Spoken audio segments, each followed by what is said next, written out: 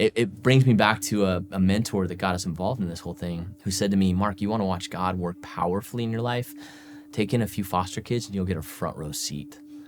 And that's been our experience. It's been incredible.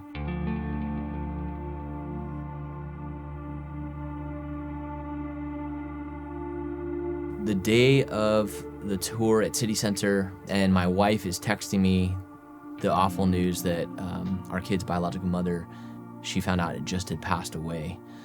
And so I'm showing up now, just pulling up to City Center's parking lot and just trying to comprehend the weight of that devastating news. Met up with the group that I took a tour with. My boss's boss at the time, pulls me aside as we're going from one part of City Center to the next, but he pulls me aside and basically says, Mark, one of the reasons why we're here is to see if God's stirring in any of you to get involved with this. And the dude could not have said anything more triggering for the waterworks to start flowing. I told him what news I had just found out, and yet just the desire to be a part of this, not knowing what that was going to look like. He was real kind and just laid his hand on me and prayed for me and our family. We kept getting calls for boys, and our boys already had their room. There was two in the boys' room. We were in a 3-bedroom house, and our daughter Hannah had room for one, young girl or teenage girl, whatever the age range was going to be. We kept saying no as CPS would call, hey, we got a boy. Hey, do you have room for a boy? No, we're thinking and looking for, placement for a girl. We got a bed for a girl. But we just kept getting calls for the need for boys. And so finally my wife and I are like, all right, if we get another call, let's say yes. Maybe the Lord wants us to take in a boy. And sure enough, the next day, or maybe that same day, we get a call, and it's for a 7-month-old boy. They bring him over that evening. And this boy is just so beautiful, smiley, giggly. I'm holding him as the CPS worker is talking to us about different things and filling us in on details. And my son, Elijah, at the time was like 3 or 4 years old. And he asks me to pick him up. So he's in this arm, and I got Gage in this arm. And Eli, studying Gage, is like, leans over and whispers into my ear, Daddy, I like him. And Gage is laughing at Eli, thinking he's like the funniest kid. And so it was a good fit for a foster placement right from that get-go. The next day, I go into the office at the church I was working at the time, and one of my coworkers has also been involved in foster care, and they've adopted. And so I'm telling her, she's like literally in the cubicle next to me, I'm telling her, hey, we just got a placement of a 7-month-old boy last night.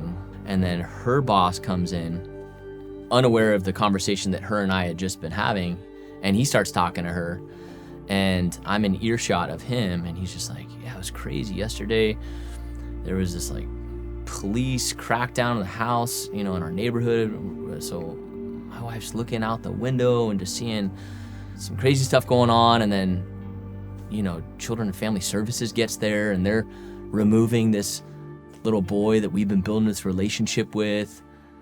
And I'm just locked into him. I'm like, hey, we just got a 7-month-old boy yesterday. And he looks at me and says, oh yeah, what's his name? And I say, Gage. And he looks at me, he's like, that's the boy. And he gets on the phone with his wife, and he's like, honey, the sneeze have Gage. And he does this. He's like, she's crying. Hang on. And he goes in the other room, and he comes back, and he's like, dude, this is going to sound crazy, but when it was all going down, my wife was praying for that little boy, praying that he would end up at a house of someone that we knew so that we'd be able to see him again. And this is going to sound weird, but she even prayed for you guys by name and a couple other families by name that we know are doing foster care at our church. And it's a large church.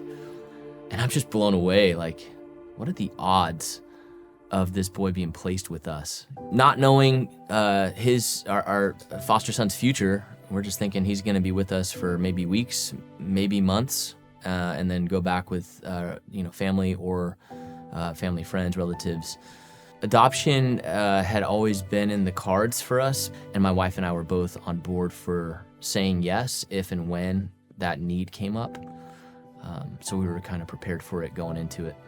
So we decided to change Gage's name to Jacob because we wanted to name him after one of the heroes that we have in our scriptures.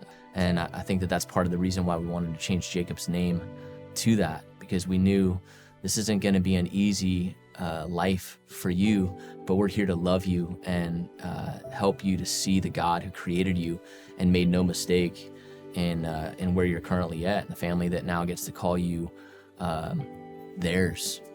The benefit of getting Jacob into our care and walking through adoption was that we also were called when his younger sister, we've named her Hope, went into foster care. And we got the priority call because we were already foster parents of Jacob. And so we said yes. She was 2 months old. She came to us. And unfortunately, reunification wasn't an option. So we got the privilege to adopt her when she was about 2 years old. And then the day that I got the tour of City Center was the same exact day, not only that we found out the devastating news of BioMom's passing, but hours after that tour wrapped up and God is stirring in my heart to be involved with this great move of the kingdom of God in the heart of our city, my wife gets a call from CPS that says, hey, there was a 2-day-old child at the scene of Mom's passing, and we were wondering if you had room to place her with you. And that's our youngest daughter, Eliana. And we decided to keep Eliana's name because we loved it. We thought it sounded really pretty and was a way maybe to even honor BioMom, who named her that. A couple weeks after getting her, a friend of mine texts me and says, do you know that Eliana means my God has answered me? And I tell my wife that, and she just starts crying. She's like, Mark, ever since there was that open bed in our house, God was just impressing on me, your family's not done yet. And just pray for that next child. And so to hear that her name means my God has answered me, that's the stuff that only God can do. And that's how faithful he is, to place children in families because he loves them. Jacob has been just an incredible gift to our family. The moment that we got him placed with us, we saw some really low lows. We didn't know that 7-month-olds can experience depression, but we saw it in him. I think there was a heaviness to that. But through the consistency of community and love that we've poured into his life, by God's grace, we've seen him grow and thrive to the 9-year-old that he is today. In fact, 2 years ago, when we did our first baptism at City Center with City Church, unplanned, Jacob, him and I had talked beforehand about him wanting to get baptized and understanding what it means. He was the first one to get up there and say, I want to do this, and he gets baptized, and we're just celebrating the work of God to transform individuals one at a time. And to see that in our own family has been just such a gift. For those who are considering getting involved, I would say there's 100 different ways to do it. And it's not gonna be just taking in a few foster kids or adopting a child.